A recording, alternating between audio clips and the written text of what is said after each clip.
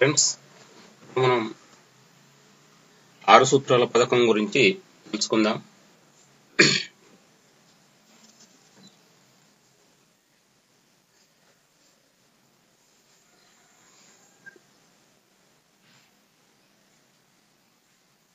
Supreme court 1972 October 16న నిత్య నిబంధనలు రాజ్యాంగబద్ధమేనని చెప్పింది.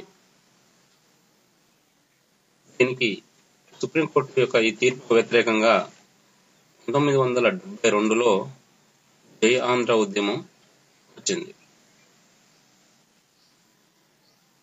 ఉద్యమంతో అప్పటి ముఖ్యమంత్రి అయిన పివి నరసింహారావు తన యొక్క పదవికి రాజీనామా చేయాల్సిన అవసరం వచ్చింది.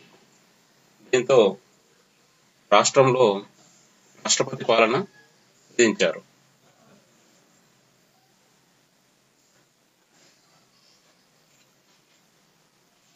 ఈ యొక్క జై ఆంధ్ర ఉద్యమం యొక్క తీవ్రతను తగ్గించడానికి 6 సూత్రాల పథకాన్ని ప్రవేశపెట్టారు. ఈ 6 సూత్రాల పథకం దాని యొక్క పరిణామాలు ఏ విధంగా ఉన్నాయో ఇప్పుడు మనం తెలుసుకుందాం. 6 సూత్రాల పథకంతో ముల్కీ నిబంధనలు రద్దయ్యాయి. అదేవిధంగా స్థానికత యొక్క కాలం 15 సంవత్సరాల నుంచి 4 సంవత్సరాలకు తగ్గించారు.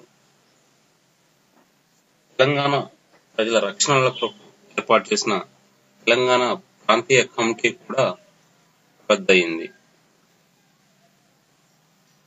రాష్ట్రంలో జోనల్ వ్యవస్థ ఏర్పడింది. రాష్ట్ర బడ్జెట్లో తెలంగాణ ప్రాంతానికి చెందిన ఆదాయ వ్యయాలను చూపే పద్ధతి రద్దయింది.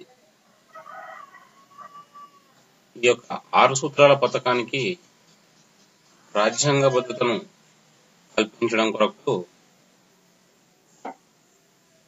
1975 అక్టోబర్ 8న BSR 524 సంఖ్య గల ఒక ఉత్తర్వును జారీ చేశారు. దీనినే ప్రెసిడెన్షియల్ ఆర్డర్, రాష్ట్రపతి ఉత్తర్వులు అని కూడా పిలుస్తారు. 32వ రాజ్యాంగ సవరణ ద్వారా 6 సూత్రాల పథకానికి రాజ్యాంగబద్ధతను కల్పించారు.